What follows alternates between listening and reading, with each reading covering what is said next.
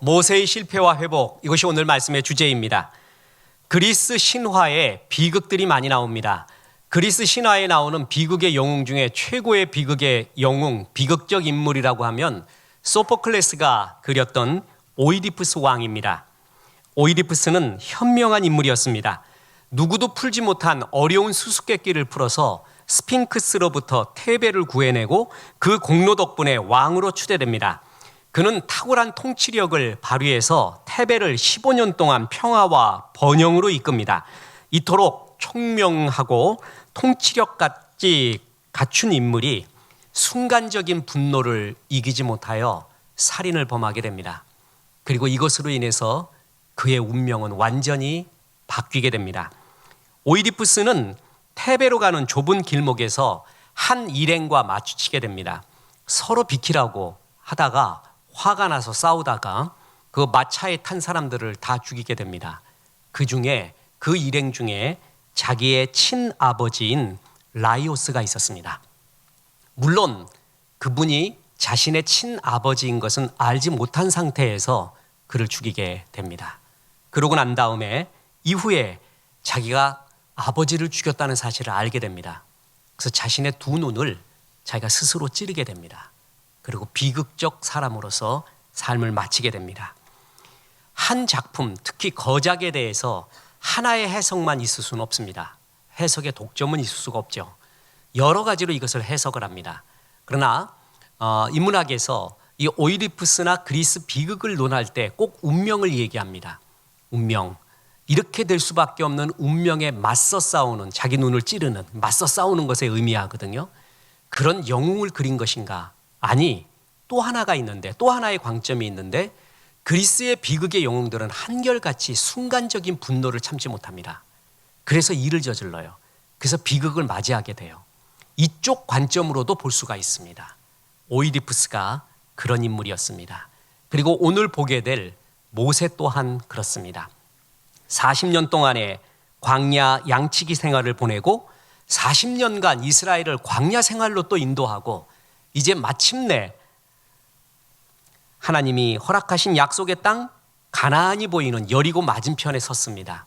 그런데 하나님은 모세에게 들어가지 못한다고 합니다. 모세는 가나안 땅에 들어가지 못하고 소천하게 됩니다. 이것은 구약에서 굉장히 난해 구절 중에 하나입니다.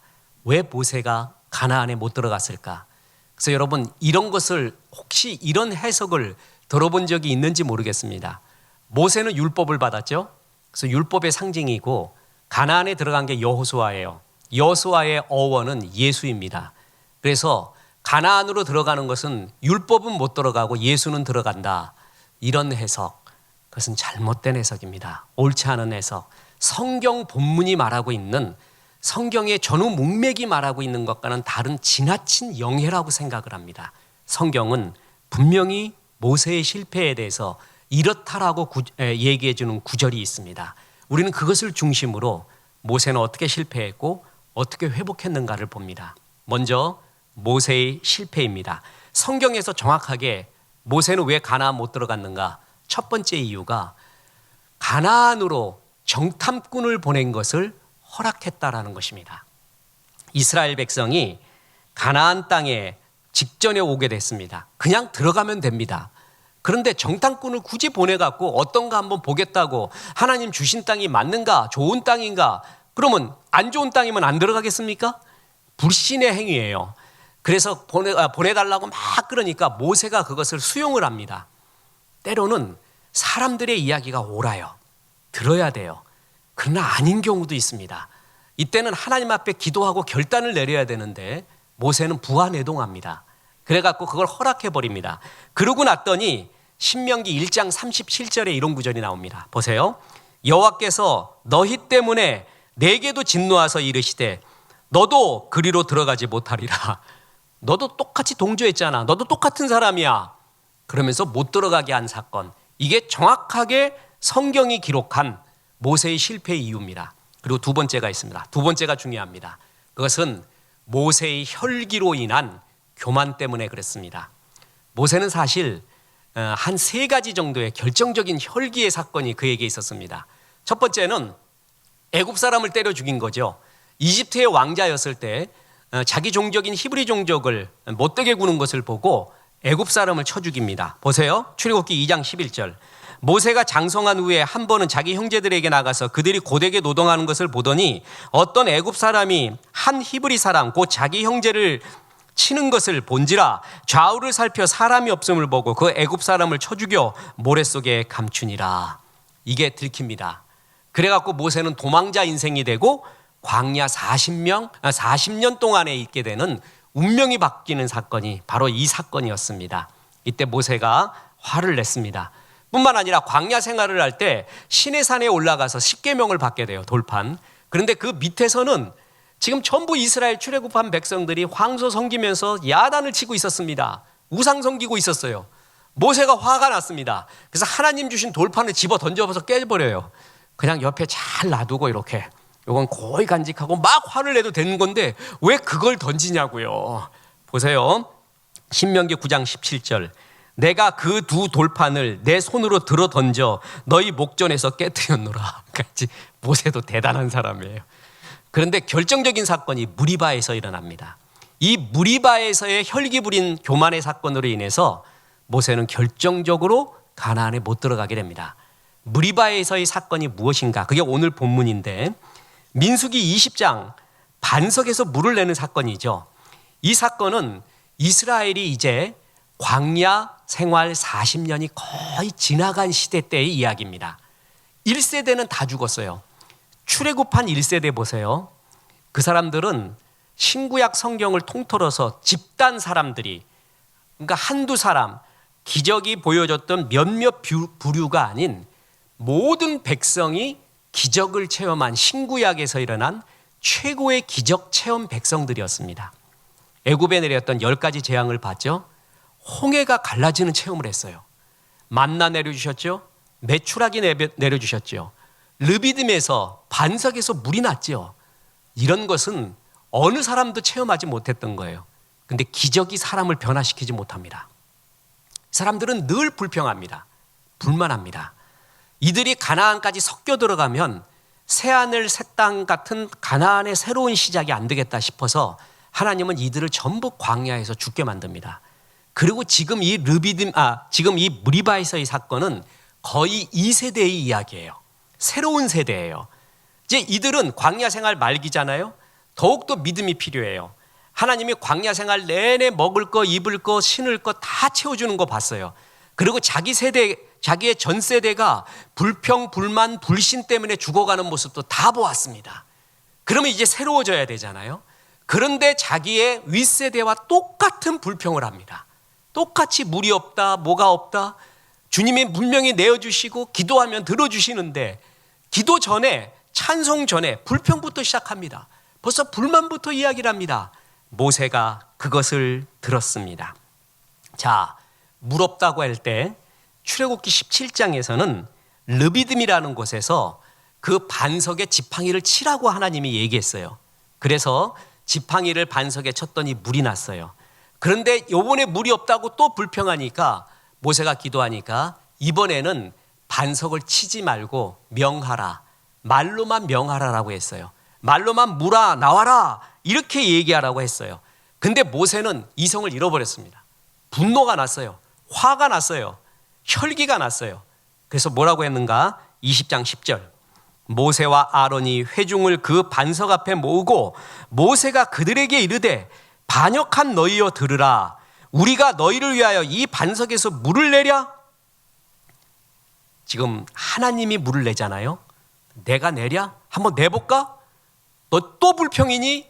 화를 내기 시작합니다. 분노에 가득 찹니다. 이 분노는 교만한 분노입니다. 대개 우리가 화를 낼 때요, 자기의 분노를 의로운 분노라고 착각을 합니다. 의로운 분노를 품고 있다는 거의 착각, 99%다 자기 성질에서 자기의 교만에서 나오는 분노가 대부분입니다. 그걸 의롭다라고 포장할 뿐이죠. 교만한 분노가 들어갔습니다. 그래서 하나님이 물을 내셔야 되는데 마치 자기가 내는 것처럼 합니다. 또 이번에는 말로만 명령하라고 했잖아요. 그 명령 무시합니다. 하나님 무시하고 반석을 또 쳐버립니다. 보세요. 민수기 20장 11절. 모세가 그의 손을 들어 그의 지팡이로 반석을 2번 치니 물이 많이 솟아나오므로 회중과 그들의 짐승이 마시니라. 명백한 명령을 어긴 겁니다. 그리고 자기가 한 것처럼 말합니다. 화가 났습니다. 하나님은 이 행위를 사람이 그럴 수도 있지 이렇게 말하지 않습니다. 2가지로 얘기하는데 너는 믿음이 없는 행위를 했다. 믿음을 보여주지 않았다. 하나님의 거룩함을 보여주지 못했다라고 정확하게 실패의 이유를 얘기합니다. 20장 12절 여호와께서 모세와 아론에게 이르시되 너희가 나를 믿지 아니하고 이스라엘 자손의 목전에서 내 거룩함을 나타내지 아니하였다. 이 회중을 내가 그들에게 준 땅으로 인도하여 드리지 못하리라. 너도 못 들어간다. 지금 이스라엘 백성은 지금 무리바에서 물 나온 사건은 하나님이 낸 게 아니라 모세와 아론, 모세가 한 것처럼 보여졌습니다. 모세는 교만으로 인해 분노가 일어났습니다. 혈기를 부렸습니다. 불순종과 불신앙이 가득했습니다. 다시 한번 보십시오. 20장 10절 우리가 너희를 위하여 이 반석에서 물을 내랴? 누가 낸다고요? 우리가. 하나님이 내야 돼요. 근데 모세와 아론이 내는 것처럼 해요. 내가 물을 내랴? 내가 한다. 자신이 하나님인 양 내리친 겁니다. 믿음이 없었다. 하나님을 무시하고 하나님의 거룩함을 나타내야 되는데 자기가 한 것처럼 했어요. 우리는 이렇게 볼 수 있습니다. 사람이 그럴 수도 있지. 그거하고 다릅니다. 하나님의 관점은 달라요. 하나님이 이것을 정말 속상해 하셨습니다. 하나님은 이 미묘한 것에서 교만을 받고 하나님의 거역하는 걸 받고 그리고 이것이 얼마나 소중하다는 것을 이렇게 해서는 안 된다는 걸 가르쳐주기 위해서 이스라엘 그 1세대 백성과 모세가 가나안에 못 들어가게 합니다. 악마는 디테일에 있습니다. 천사도 디테일에 있습니다. 아주 작은 일, 별것 아닌 것 같은 일. 거기서 우리가 분노하고요. 하나님 거역하고 화나게 합니다. 그러면서 그럴 수도 있지라고 말합니다. 근데 성경이 아니라고 말하는 것은 아닙니다. 이 정도로 하나님이 이 사건을 크게 봤습니다. 모세도 어느덧 이스라엘 백성들이 했던 불신앙, 불평, 불만 이런 것들을 몸에 배기 시작한 거예요.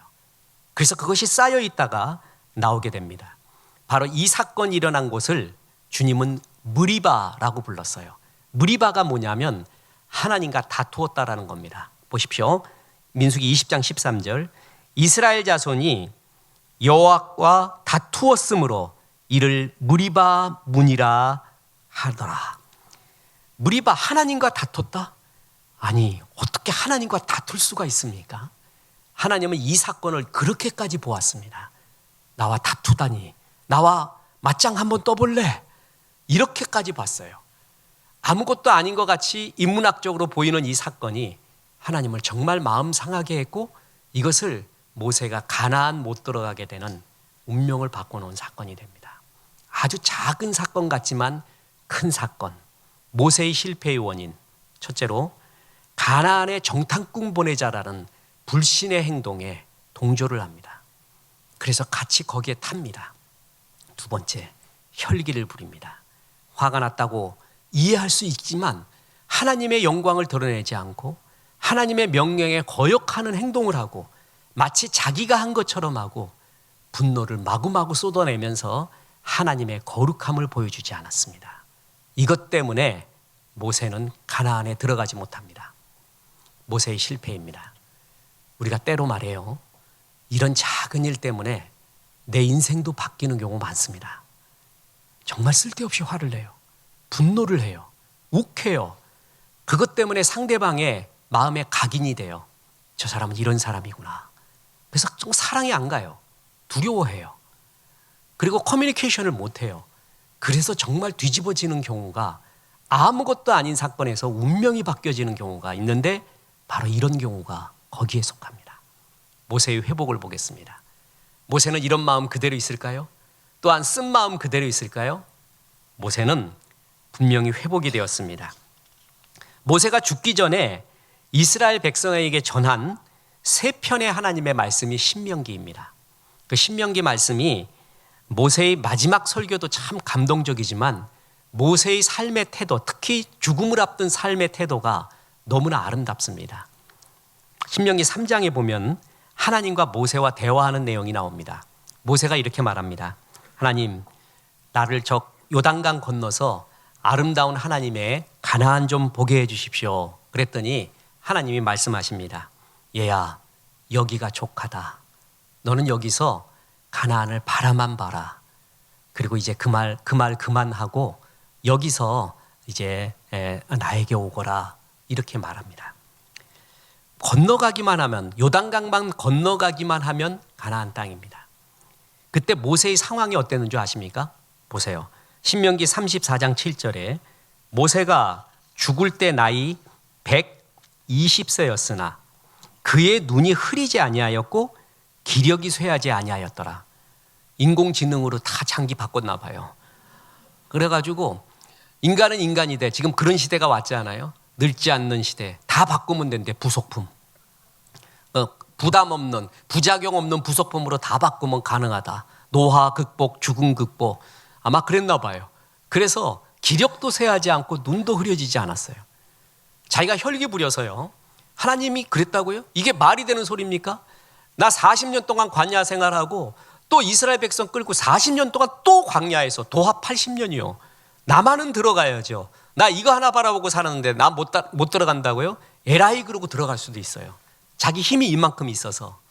그런데 모세는 이것을 받아들입니다. 고요하게 받아들입니다.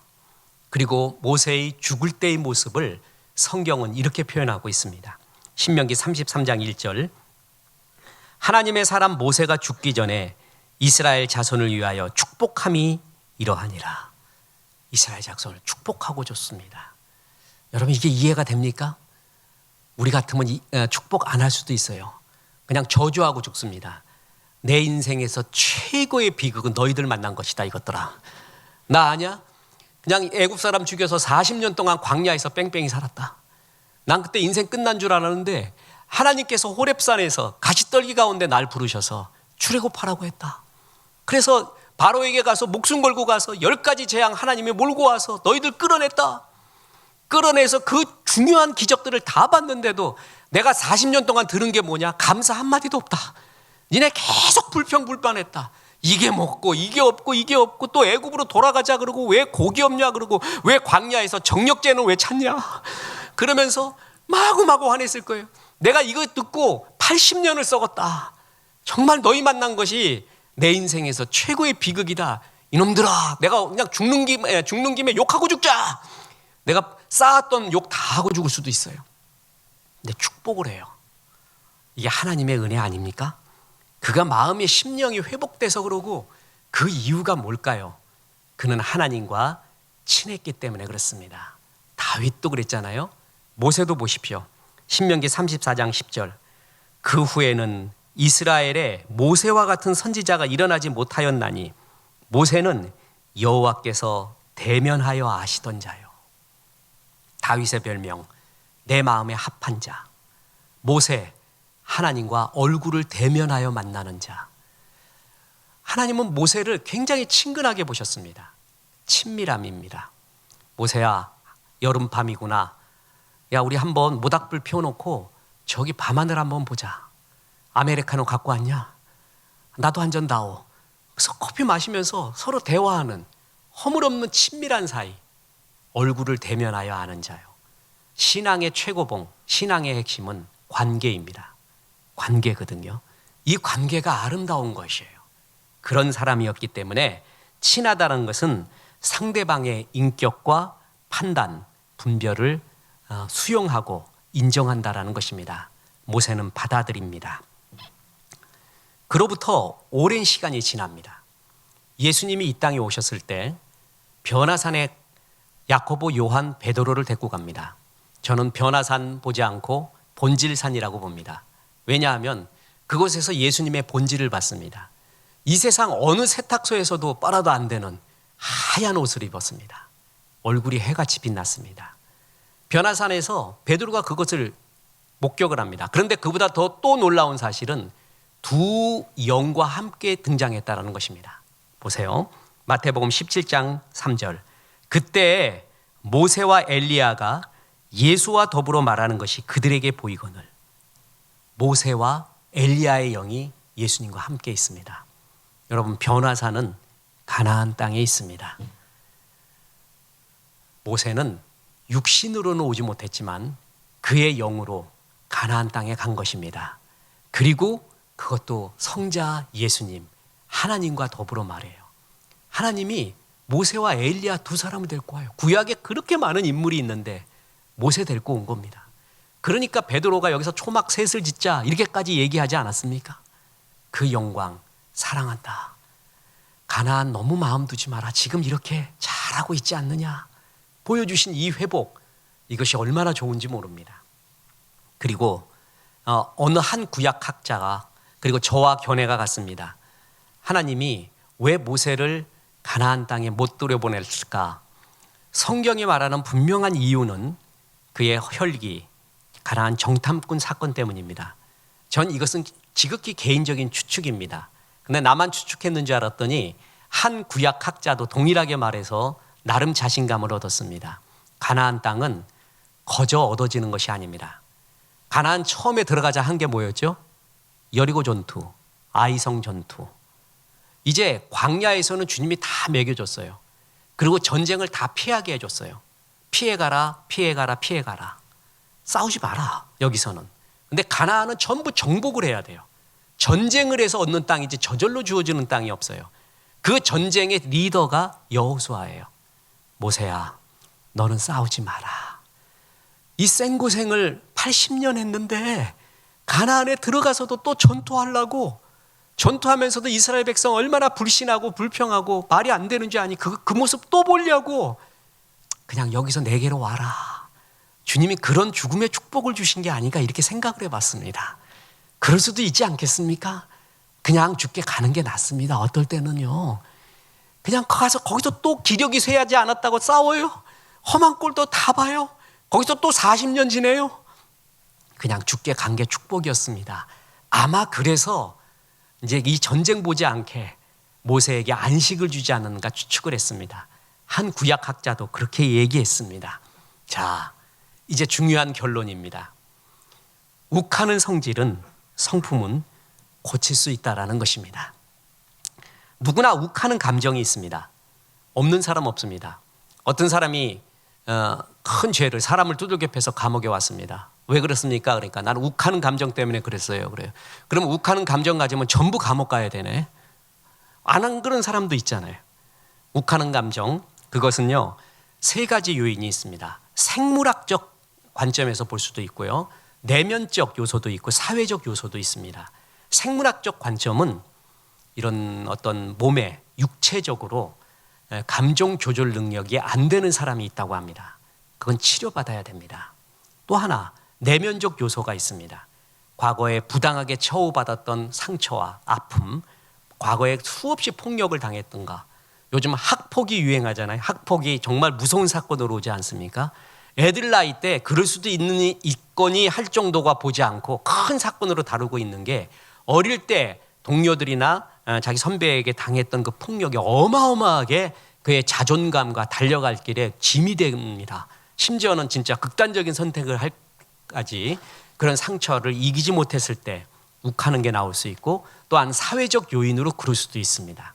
어떤 경우든 간에 욱하는 감정이 사람마다 다 갖고 있습니다. 그런데 이것을 조절을 못할 때 그것 때문에 회사 나간 사람, 관계 깨진 사람, 인생의 운명의 흐름이 바뀐 사람, 우리는 수없이 봤습니다. 큰 사건이 아니라 작은 사건 같아요. 아무것도 아닌 것 같아요. 그런데 그것이 내 운명을 진짜 변화시키는 경우가 굉장히 많아요. 그게 바로 그리스 비극에서 나오는 대부분의 영웅들의 이야기예요. 정말 별것 아닌 사건으로 운명이 바뀌어버려요. 그런데 그 별것 아닌 사건이 알고 보니 큰 사건이었어요. 우리 인생에서 별것 아니라고 여기는 거. 그런데 마귀가 거기에 무기를 숨겨놓습니다. 이거 별거 아닌 거야. 그러니 이래도 돼. 그래서 그걸 범하고 난 다음에 운명이 바꿔지는 그런 경우가 많이 있는데, 그 중에 하나가 뭐냐면 바로 이 욱하는 성격입니다. 고슴도치 같습니다. 욱하는 사람은 껴안을 수가 없어요. 그리고 또 폭탄 같습니다. 껴안으면 언젠간 터져. 그러니까 뭐냐면 가까이 할 수가 없는 거예요. 대인관계에서 제일 무서운 사람이에요. 가까이 하면은 상처를 입습니다. 결국 껴안아 보면 상처 있고 언젠가는 터져버려요. 그래서 로널드 포터 에프론의 명저 욱하는 성질 죽이기, 아주 유명한 세계적인 명저입니다. 거기서 세상의 사람을 여러 부류로 나누는데 그중에 제일 위험한 사람이 뭐냐면 욱하는 마음을 갖고 있는 사람이래요. 폭탄이래요. 언제 터질지 모른대요. 그래서 그 경험을 한 사람은 가까이 하기가 어렵대요. 지금 굉장히 상태가 좋아요. 상태만 좋을 뿐이야. 이 사람이 지금 10번의 상태가 좋은데 한 번 폭발했는데 그 폭발은 10번을 먹어버려요. 10번의 좋은 걸 다 먹어버려요. 그래서 또 폭발하지 언제 하나라는 두려운 마음으로, 불안한 마음으로 그를 늘 쳐다본대요. 나는 전혀 안 그런데, 나는 그때 잠깐 실수로 보는데 상대편은 그렇게 느끼지 않는 거예요. 나는 그때 순간적인 실수로 마음에 없는 말도 했어요. 근데 상대편은 그걸 진심으로 그냥 계속 품고 있어요. 이게 비극이에요, 비극. 아무것도 아닌 것 같았는데 그것이 큰 운명의 흐름을 바꿀 수 있는 그 사건이 바로 욱하는 사건이라는 것입니다. 그래서 그 욱하는 성질 죽이기에서 제일 제시하는 행복의 조건은 분노를 조절하라. 그게 행복의 조건이었습니다. 우리나라 TV에도 많이 등장하는 범죄 심리학자 이수정 교수, 그가 10년 이상 교도소를 찾아다니면서 범죄자를 면담했죠. 그때 이 범죄자들이 왜 범죄를 했는가의 이유의 큰 것을 발견했습니다. 순간적인 자제력을 잃었다는 거예요. 순간적인 자제력을 항상 잃을 때 범죄를 하는구나 라는 걸 압니다. 공자님의 제자 중에 또 수제자 거기도 3명 있어요. 예수님은 베드로, 야고보, 요한이잖아요. 근데 공자님의 수제자 3명이 있는데 한 명이 자로, 또 한 명이 안회, 또 한 사람은 잊어먹었습니다. 네, 잘 생각이 안 나요. 전 같으면 이게 허용이 안 됐는데 요즘은 그냥 살기로 했습니다. 장수하기 위해서. 자로가 어떤 사람이냐면 예수님의 베드로 같은 사람이에요. 베드로. 그래서 공자는 자로 보고 항상 말하는 게 너 성질 죽여라. 그런 성질로 살면 안 된다. 자로에게 그 말을 제일 많이 해요. 역시나 그 성질 때문에 자로가 일찍 죽습니다. 그러니까 공자적 표현에 의하면 제명에 못 죽습니다. 작은 일 같지만 그렇지가 않다라는 겁니다. 손자병법에도 보면은 성난 장수는 결코 전쟁에서 이길 수 없다고 합니다. 그래서 전쟁에서 이기려면 적장을 2가지를 만들래요. 성나게 만들거나 교만하게 만들거나 2가지로 만들면 이긴다고 할 정도입니다. 그러니까 성패도 바로 여기에 있다 할 정도입니다. 미국 버스턴 대학에 40년 연구라는 것이 있었습니다. 이 대학의 헬스만 교수가 7살의 어린이 450명을 선정해서 40년 후에 얘들의 모습을 봤어요. 그중에 이른바 성공한 사람들의 아이들을 봤거든요. 40년 후에. 그랬을 때 이 성공의 요인을 3가지로 보았습니다. 첫째, 타인과 어울리는 능력, 좌절을 극복하는 역경지수, 또 하나 자기 감정의 통제 능력입니다. 사회생활에서 결정적인 것이 대인관계인데 대인관계에서 결정적인 것이 자기를 통제할 줄 아는 능력이라는 거예요. 그 애가 결국 이기더라는 거예요. 그래서 이 3가지 요인 중에 2가지가 전부 대인관계의 자기절제에 속합니다. 이들이 행복하다라는 것입니다. 세계 지금 현대사에 역사적인 2 인물이 만난 적이 있습니다. 마이크로소프트사를 창업한 빌 게이츠와 투자왕, 그러나 현인이라고 불리우는 워런 버핏이 한 대학에서 만났습니다. 그래서 거기서 강연을 하게 되었습니다. 그때 한 학생이 이 둘에게 동시에 질문을 했습니다.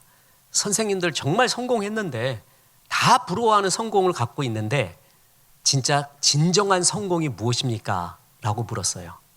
그랬더니 둘이 한결같이 대답했습니다. 가장 가까운 사람에게 사랑을 받는 것. 솔로몬과 같은 이야기를 합니다. 다 가져봤어요. 우리는 그들의 성공이 부럽잖아요. 성공해 본 사람은 그거 별거 아니래요. 진짜 소중한 거는 가장 가까운 사람, 누구겠어요? 우리의 가족들이죠. 그리고 내가 지금 가장 가까이 하고 있는 사람들이에요. 그 사람들에게 사랑받는 게 인생에서 가장 성공이다. 자기와 같이 사회적 성공을 했어도 그런 사랑을 받지 못하잖아요. 인생은 성공한 게 아닙니다. 그들이 아는 거예요. 이거 별거 아니라고요. 전 그걸 볼 때 솔로몬의 전도서를 보는 것 같았습니다. 그런데 사랑을 받지 못하는 유형 중에 하나가 바로 욱하는 것입니다. 다시 말합니다. 욱하는 것은 고슴도치 같습니다. 폭탄 같습니다. 가족들에도 욱하는 사람하고 같이 살 때는 늘 불안합니다. 언제 터질지 몰라요. 불안해요. 제대로 말을 못 하겠어요. 지금 좋은 상태일 뿐이지 언제 터진다라는 게 더 강해. 좋은 상태가 방점에 있는 게 아니라 언제 터질지 모른다가 방점에 있어요. 그만큼 불안하게 만나갔어요. 대인관계에서 꽝이 되는 게 바로 이런 자기를 절제하지 못할 때입니다. 그래서 하나님은 성을 지키는 것보다 자기의 마음을 지키는 자가 진정한 승리자라고 얘기하지 않았겠어요? 그만큼 소중하다는 것입니다. 보십시오. 유대인들은 사람을 평가할 때 세 가지 소를 봅니다. 하나는 키소, 코소, 카소라고 합니다. 키소는 뭐냐면은 돈주머니고, 코소는 술잔이고, 카소는 분노라는 것입니다. 키소, 그가 돈을 어디다 쓰는가를 보면 그 사람을 안대요. 물질이 있는 곳에 마음이 있습니다. 그건 분명합니다. 네 마음이 있는 곳에 물질이 있고 물질이 있는 곳에 또 마음이 있는 거예요. 돈을 어디다 쓰는 걸 보면 그 사람의 마음을 알 수 있다. 또 하나가 뭐냐면 술잔 보면 안 돼요. 그래서 술 먹는 걸 때 보면은 그 사람을 안 돼요. 그래서 어떤 분 이런 게 있잖아요. 그 술의 그 유명한 유머 가운데 술 먹으면 댕댕이가 되는 사람이 있어요. 도구가 되는 사람이 있어요. 그럼 난 술 먹으면은 그 사람은 도구가 돼. 이러면은 술이 그렇게 말한다고 합니다. 아니야.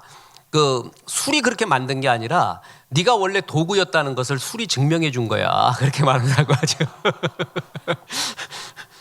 술 보면 아니고 또 하나가 뭐냐면 분노 보면 안 돼요. 분노.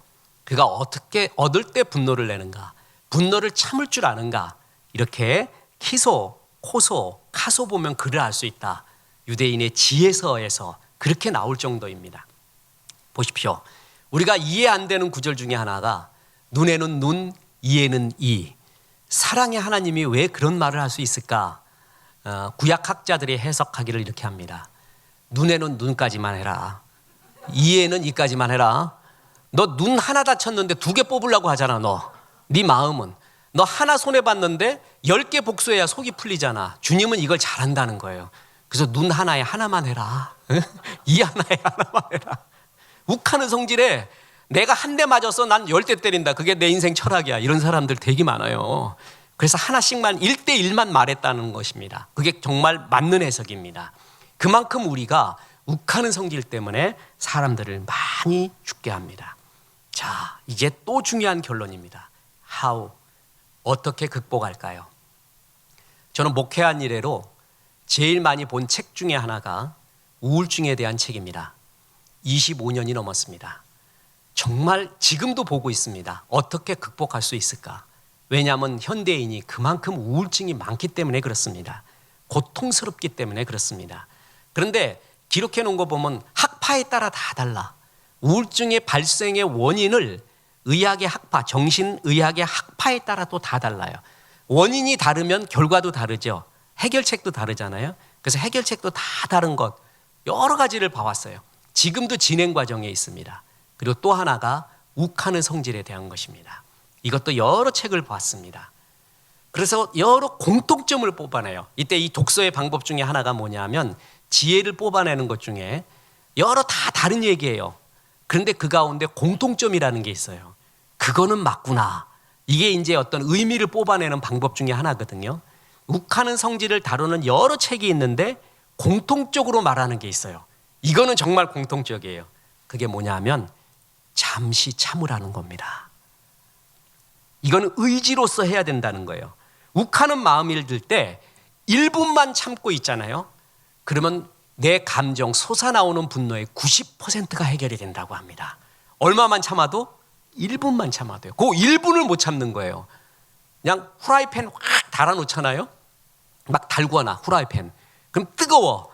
거기다 기름 한 방울 넣어봐요. 어떻게 되나? 팍 튀어버려요. 막 달아오를 때요.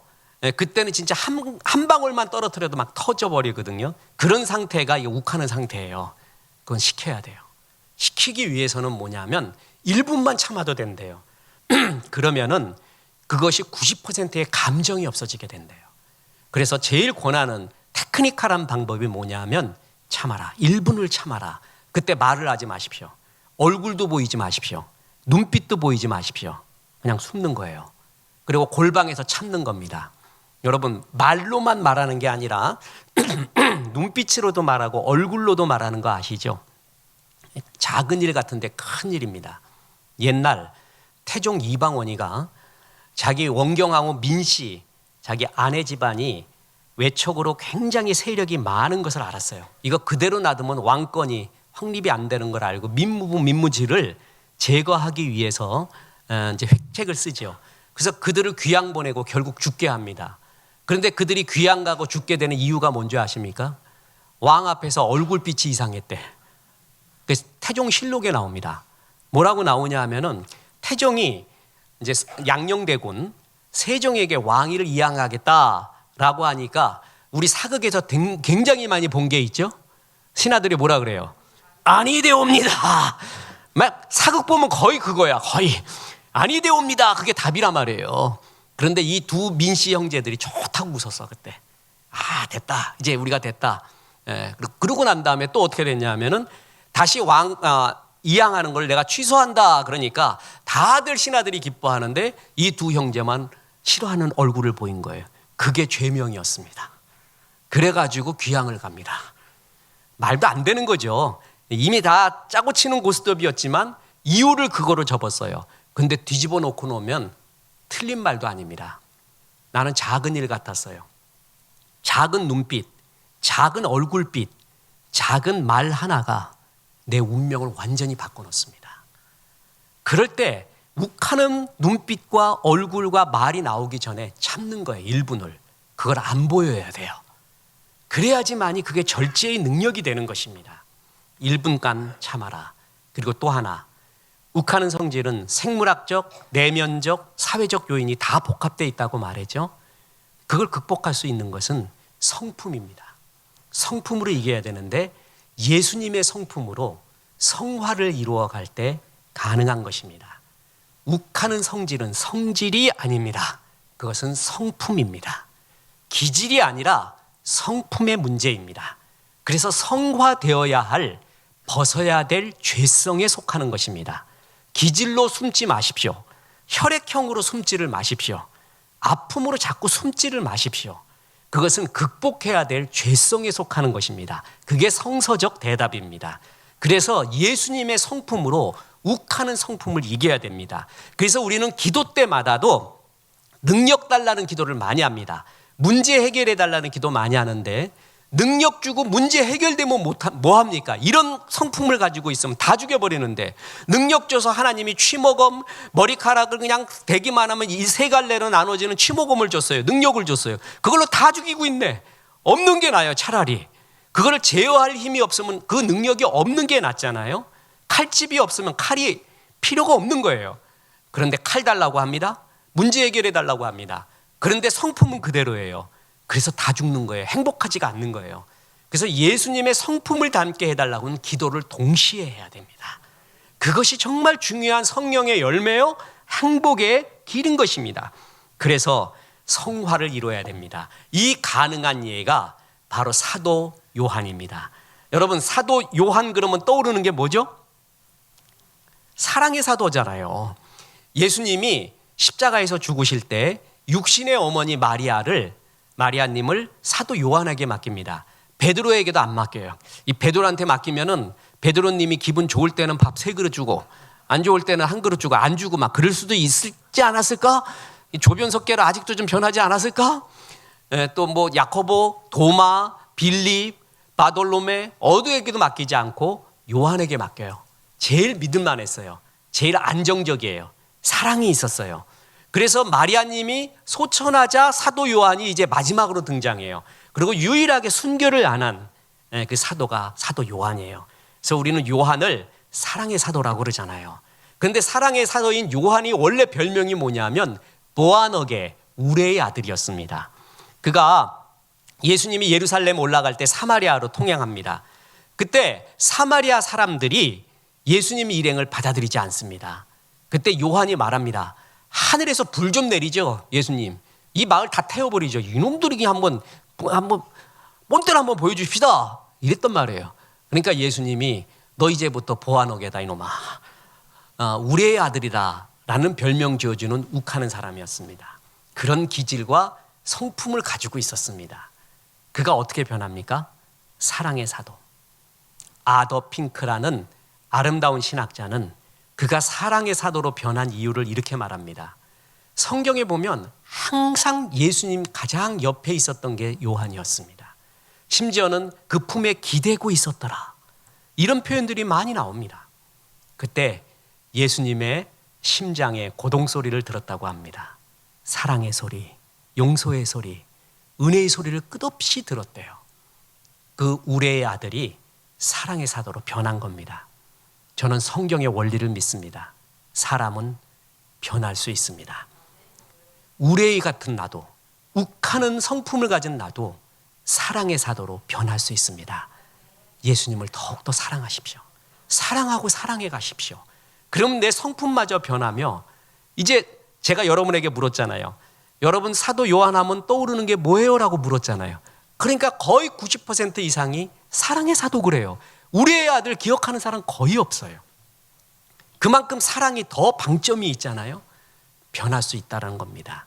그리고 하나님도 내가 변한 나를 더 방점을 두지, 변하지 않았던 과거의 실수와 죄악과 죄악된 그 죄성의 모습에 방점을 두지 않습니다. 변하단 나에게 더욱더 기뻐하고 그것을 축복해 줍니다. 모세의 실패를 가슴에 새기십시오. 그래서 이런 마음들을, 이 교만의 혈기를 벗어버리고 하나님 앞에서 사랑의 사도 요한처럼 성화되기를 주 예수의 이름으로 축원합니다. 우리 하나님 말씀 생각하며 찬송합니다. 주를 찬양.